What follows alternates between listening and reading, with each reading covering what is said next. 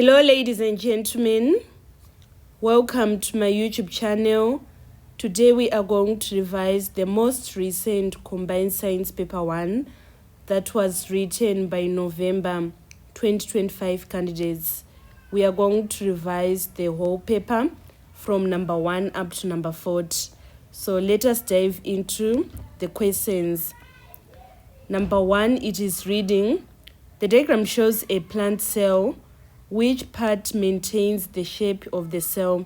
So first of all, let us label our diagram. So A, it is known as the vacuole. And then B is the cell membrane.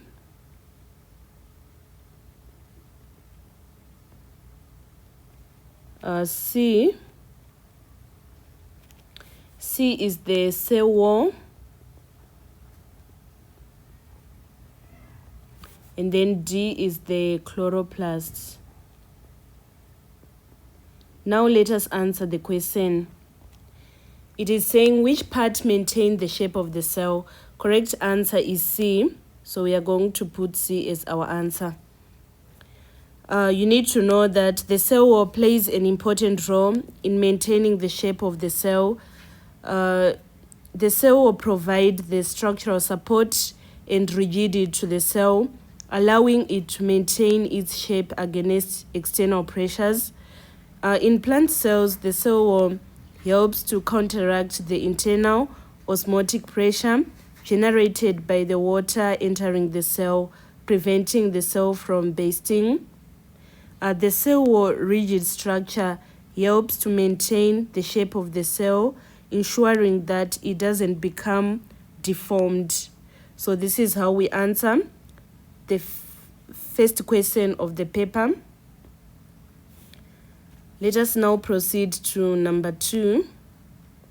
So on number 2, by which process does water enter the root hair cell? So here we are going to select osmosis as our answer. The correct answer is A. So let me explain. Water enters the root hair cell through the process of osmosis, which is the movement of water molecules from a region of high concentration to a region of low concentration through a selectively permeable membrane. In this case, water moves from soil into the root hair cell, which have a lower water potential due to the presence of solids. This process helps to absorb water and nutrients from the cell, which are then transported to the rest of the plant. And then number 3, which instrument is used to measure the rate of transpiration? The correct answer on number 3 is D, which is the potometer. So the potometer is an instrument used to measure the rate of water uptake by a plant. Other options are incorrect because the barometer is used to measure atmospheric pressure. Manometer is used to measure the pressure of gases or liquids. And then the hydrometer is used to measure the density or specific gravity of liquids. So the correct answer on number 3 is potometer. We are now on number 4 of the question. It is reading. The diagram shows the part of carbon cycle. Which process A, B, C, or D represents the process of photosynthesis? We are going to select B as our answer. So B is representing the process of photosynthesis because it is the process whereby green plants manufacture their own food from the carbon dioxide in the atmosphere. So the carbon dioxide is going to come from the atmosphere to the green plants by the process of photosynthesis. And that process is known as the carbon fixation. Let us proceed to number 5. So number 5 is reading. Which statement describes the structure of blood capillary? we are going to select B as our answer on number 5. It is 1 cell thick. The blood capillary wall is 1 cell thick, composed of single layer of endothelial cells. This thin structure facilitates the exchange of oxygen, nutrients, and waste products between the blood and tissues. So the correct answer is B on number 5. Let us now proceed to number 6. The digestion of proteins produces amino acids. Correct answer is C on number 6. So the protein digestion breaks down proteins into smaller peptides and eventually into individual amino acids. This process occurs in the stomach and small intestine through the action of various enzymes such as the pepsin and trypsin.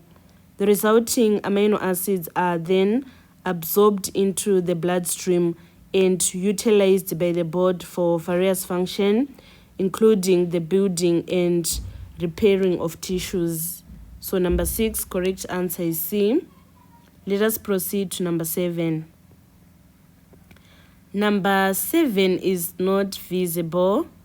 And then number 8 also, it is not that visible, but I can see what the question was trying to say.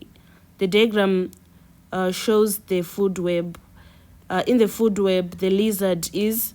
Here we are going to select carnivore as our answer. So what is happening here? We can see that the lizard is feeding on beetle. It is also feeding on locusts, right? So since the lizard is feeding on beetles and locusts, which are both insects or animals, it can be classified as a carnivore. Carnivore are animals that consume animal tissue, including the insects. So we are going to select A on number 8. Let us now proceed to the next question.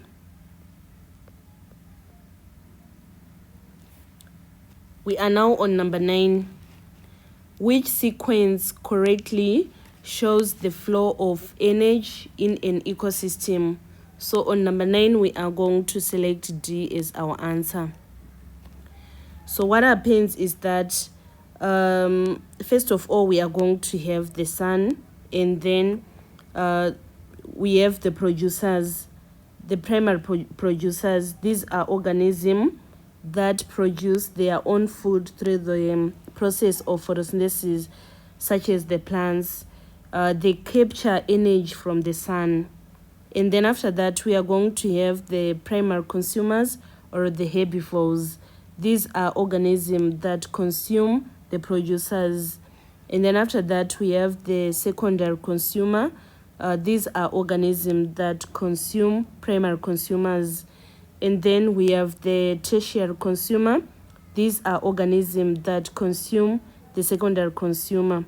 So the flow of energy, we are going to start with the sun, then the producers, the primary consumers, secondary consumers, and then finally tertiary consumers. And then number 10, which substance builds up in muscles as a result of anaerobic respiration? So here we are going to select lactic acid as our answer. So in mammals and in humans, we are going to have the anaerobic respiration. It occurs when the muscles don't receive enough oxygen to carry out aerobic respiration. As a result, glucose is broken down to produce energy, and lactic acid is formed as a byproduct. This process is often referred to as lactic acid fermentation. So lactic acid build-up, it can lead to muscle fatigue and soreness, especially during the intense exercise. So we select C on number 10. Let us now proceed to number 11. Which condition is mainly caused by tobacco smoking. So on number 11, we are going to select emphysema as our answer. Smoking is a major risk factor for developing emphysema. This is a type of chronic obstructive pulmonary disease. Emphysema damages the air sacs in the lungs, making it difficult to breathe. When you smoke, you inhale harmful chemicals that can damage the lung tissue, leading to inflammation and scarring, destruction of air sacs, and also narrowing of airways. So the correct answer is emphysema. Number 12, the release of mature ovum from the ovary into the oviduct takes place during the process of ovulation. We are going to select D as answer on number 12. So the ovulation, it is the release of a mature egg from the ovary into the fallopian tube. This process typically occurs once in a month in females of reproductive age, and it is very important step in menstrual cycle and fertility. During ovulation, a mature follicle in the ovary ruptures. The ovum is released into the fallopian tube. The ovum travels through the fallopian tube where it can be fertilized by the sperm. So if the ovum is fertilized, it can implant in the uterus, leading to pregnancy. If not fertilized, the ovum is shed during menstruation. Let us now proceed to number 13. Which one is a sign of puberty in girls? So on number 13, the correct answer is A, the widening of pelvic girdle, which is known as the hips. So one of the physical change that occur in female during puberty is the widening of hips. This change is triggered by hormonal fluctuations, particularly the increase in estrogen levels. As the hips widens, it prepares the female body for potential childbirth in the future. The other physical changes that occur in females during puberty, they include the breast development, development of pubic hair, and also the onset of periods. Let us now proceed to number 14. Number 14, which disease is a waterborne? Correct answer is bilharzia. So we are going to select A as our answer. Bilharzia, which is also known as schistosomiasis, it is a waterborne disease. It is caused by parasitic flatworm. It is typically sprayed through contaminated water. That is, if you swim, bath, or wash in water containing infected snails or human waste. And also the poor sanitation and hygiene, lack of proper toilet facilities and wastewater treatment. It can result in the spreading of bilharzia. Let us proceed to number 15, which is the best method used to separate two liquids with different densities. So here we are going to select D as our answer, which is decanting. So the best method to separate liquids with different densities, it is known as decanting. This method involves pouring the mixture into a separation funnel or a container, allowing the liquids to settle and separate based on their densities. So you need to carefully pour off the top layer, which is less dense, or draining off the bottom layer, which is more dense liquid. So this method is effective for separating immiscible liquids, the liquids that don't mix with distinct density differences, such as separating oil and water. Let us now proceed to number 16. Number 16, the diagram shows the apparatus that are used in paper chromatograph.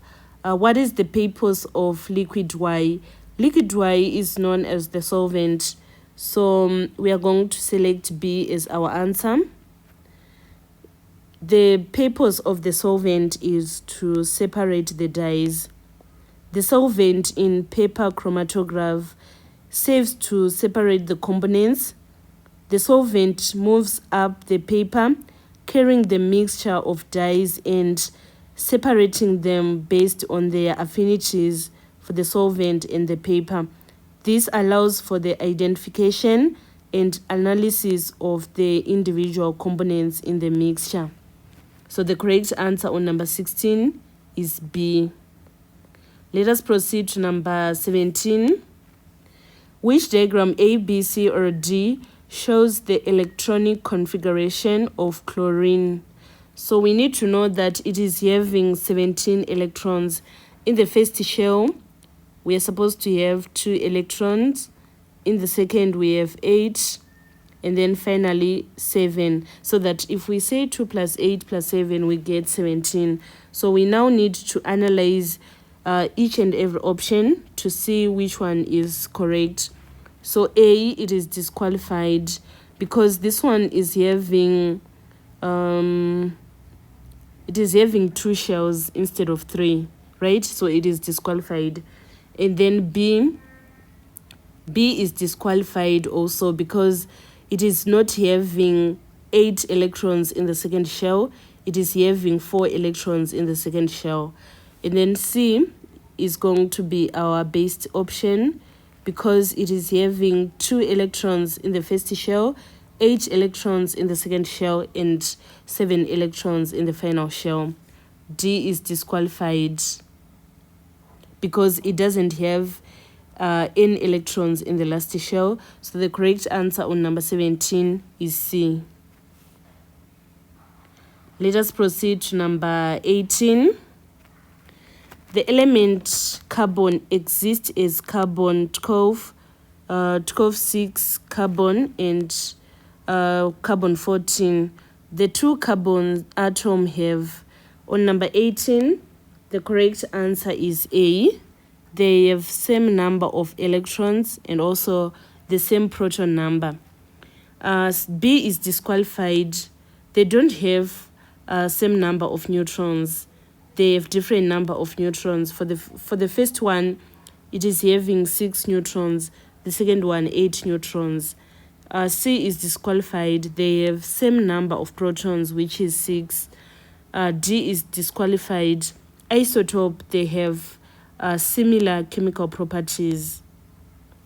Number 19, which statement is correctly describe covalent compounds? So here the correct answer is C. On number 19, we are going to select C as our answer. Covalent compounds, they generally have low melting points. So the correct answer on number 19 is C. They are not soluble in water. They don't conduct electricity. They are gases. They are not solids at room temperature. So we can now proceed to number 20. On number 20, which one is the correct formula for calculating the concentration of a solution?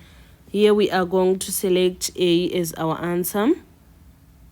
Concentration is equal to number of moles over volume. Isn't it the units we say moles per cubic decimeter? So it means that we are saying number of moles over volume. Let us proceed to number 21. The diagram shows the apparatus used in the electrolysis of water. Why is water acidified? So here we are going to select B as our answer. So the reason why we acidify it is to increase the formation of ions. We are going to increase the formation of ions. During electrolysis, acidifying the water, typically by adding a small amount of acid such as sulfuric acid or hydrochloric acid, it serves to increase conductivity. Pure water is a poor conductor of electricity, so adding an acid increases the concentration of ions in the solution, allowing the water to conduct electricity more efficiently. This facilitates the electrolysis process, and also it enhances the electrolysis. The increased ion concentration enable the water to undergo electrolysis more readily, allowing for the decomposition of water into hydrogen and oxygen gases. So we can now proceed to number 22. Number 22, a compound. Correct answer on number 22 is C. A compound has different substances that are chemically combined. A compound is substance formed when two or more different elements are chemically bonded together. The components of a compound are chemically combined. The elements are held together by chemical bonds. The elements are present in fixed ratio by mass. The compound has properties different from those of its individual component elements. Examples of compounds, we have the sodium chloride, the carbon dioxide, and also water. These are just some of examples of compounds. So we can now proceed to number 23. When sulfuric acid reacts with a base, the salt formed is a sulfate. Correct answer is C. So when sulfuric acid reacts with a base, the salt formed is a sulfate. Let us now proceed to number 24. The diagram shows the blast furnace, which is used in the extraction of iron. Which reaction occurs at X? This is near the top of the furnace. Here we are going to select D as our answer. So near the top of the furnace, we are going to have iron oxide reacting with carbon monoxide for us to have carbon dioxide and iron. So in a blast furnace, carbon dioxide is released near the top of the furnace. The blast furnace is used for extracting iron from iron ore, and the process involves several chemical reactions. So near the top of the furnace, the following reaction is going to occur. We have carbon monoxide reacting with iron ore to give us carbon dioxide and iron. So the correct answer is D. Right? And then we need to proceed to number 25. Zinc, iron, copper, and magnesium are metals. Which one is the least reactive? So the least reactive is the copper. Copper is the least reactive. We need to be able to write these elements in their reactivity. Which one is the most reactive? We have the magnesium at the top, followed by zinc, followed by iron, and then lastly we have our copper. Let us proceed to number 26. A biogas digester operates based at a pH range of, correct answer is B, which is 6 to 8. So the biogas digester typically operates within a pH range of 6 to 8. This slightly acidic to neutral pH range is optimal for microorganisms that breaks down organic matter and produce biogas. Let us proceed to number 27.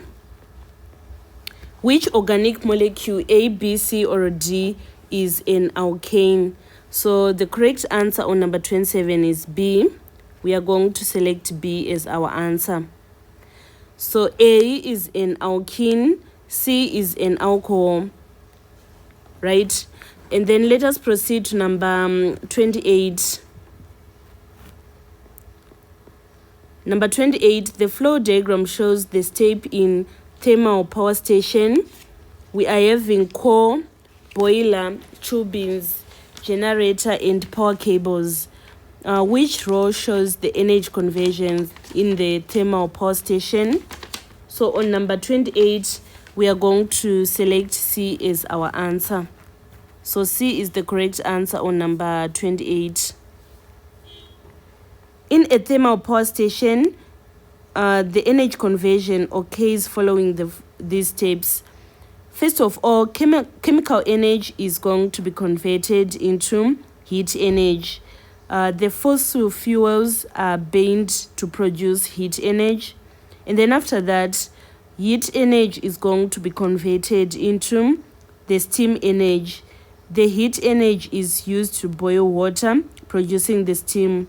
Steam energy is then converted into kinetic energy. The steam drives a turbine, converting the thermal energy into mechanical energy. And then finally, we are going to have the conversion from kinetic energy to electrical energy. The turbine is connected to a generator, which converts the mechanical energy into electrical energy. So the correct answer on number 28 is C. Let us now proceed to number 29. The forces acting on a box are shown in the diagram. What is the resultant force acting on this box? So here we say resultant plus 10 newtons is equal to 15 newtons. And then we need to make resultant the subject of formula. We shift 10 newtons to the other side. It is going to be subtracted so that our resultant force is going to be 5 newtons. So the correct answer is A on number 29. And then let us now proceed to number 30.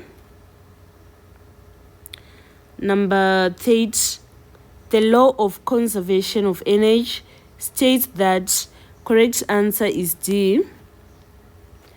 Energy cannot be created or destroyed, but it can be converted from one form to another. This is the law of conservation of energy. Let us proceed to number 31. Which statement correctly describes what happens in the petrol engine? So the correct answer is D. The air and petrol mixture is compressed. So in petrol engine, we have a 4-stroke cycle. First of all, we have the intake stroke. Mixture of air and petrol is drawn into the cylinder. And then after that, we have the compression stroke. The air-petrol mixture is compressed by the piston. After that, we have the power stroke. The spark plug ignites the compressed air to petrol mixture, causing combustion and driving the piston down. And then lastly, we have the exhaust stroke. The exhaust gases are expelled from the cylinder. The compression of the air to petrol mixture is a critical step in the 4-stroke cycle, allowing for efficient combustion and energy release. And then number 32, poor conductors of heat and electricity are called, correct answer is A. They are known as the insulators. Materials that are poor conductors of heat and electricity are called insulators. These materials, they resist the flow of heat and electric current, making them useful for thermal insulation, that is reducing the heat transfer, and also electrical insulation, preventing electrical shock or short circuits. So the examples of insulator, they include the rubber, wood, plastic, and glass. Insulators, they play a very important role in various applications, from electrical wiring to building construction. Let us now proceed to number 33. The diagram shows an open 3-pin plug, right? The question is now saying, what is the color of cable P? So cable P, it is the live wire. Live wire is brown in color. So we are going to select D as our answer on number 33. And then let us proceed to number 34. Which method of heat transfer does not need a medium? We are going to select radiation as our answer. Radiation is a method of heat transfer that doesn't require a medium to propagate. It involves the transfer of energy through electromagnetic waves such as infrared radiation, visible light, and ultraviolet radiation. Radiation can occur through a vacuum, making it the primary means of heat transfer in space. So examples of radiation include the solar radiation, that is the heat from the sun, and also the thermal radiation, that is heat emitted by the object. And then number 35, which material is magnetic? So we are going to select A as our answer.